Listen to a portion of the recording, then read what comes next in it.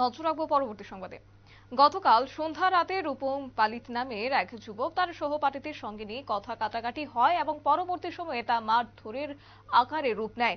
এমনটাই লক্ষ্য করা গেছে। রূপম পালিত নামের এক যুবক গতকাল সন্ধ্যা রাতে এক স্কুলের সহপাঠীদের সাথে দেখা করার কথা বলার সময় কথা কাটাকাটি হয় এবং একটা সময় সেখানে সমাধানও হয়ে যায় সেই সমস্যার। তবে পরবর্তী সময়ে রাতের আধারে ওই স্কুলের সহপাঠী দল বল নিয়ে তার বাড়িতে হাজির হয় এবং রাতের আধারেই বাড়িঘরে হামলা চালায় বলে খবর রয়েছে। যদিও এ সম্পর্কে সংবাদ মাধ্যমের মুখোমুখি হয়ে বিস্তারিত তথ্য তুলে ধরেছেন রূপম। কি বলছে শুনবো। আমার নাম রূপম পালিত, বাড়ি বরজলা, বাবার নাম গৌতম পালিত। কাল রাত প্রায় 11টা ঘটিকে আমার বাড়ির মধ্যে একটা হামলা হয়েছে।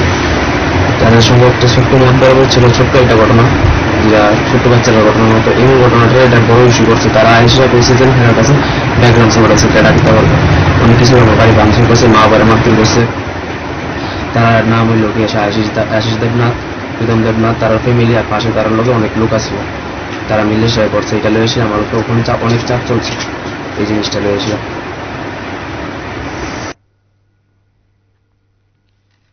আপনারা শুনলেন রূপমের বক্তব্য বিস্তারিত তুলে ধরেছে সংবাদ মাধ্যমের মুখোমুখি হয়ে। তবে এই ঘটনাটি সংঘটিত হয়েছে গতকাল আগরতলা বরজলা বিধানসভা কেন্দ্র এলাকায় এবং এক্ষেত্রে অভিযুক্ত আশিস দেবনাথ এবং প্রীতম দেবনাথের নামেই অভিযোগের আঙুল তোলা হচ্ছে, যেখানে কথা কাটাকাটির পর পরবর্তী সময়ে রাতের আধারে তার বাড়িতে ছুটে যায় এবং বাড়িতে দলবল নিয়েই তাকে মারধর করতে শুরু করে। একইভাবে তার বাড়িতে হামলা চালায় এবং তার মা বাবাকেও মেরেছে বলে খবর বিস্তারিত তুলে ধরেছে রূপম। নিয়ে নিচ্ছে ছোট একটি বিজ্ঞাপন বিরতি, সঙ্গে থাকুন।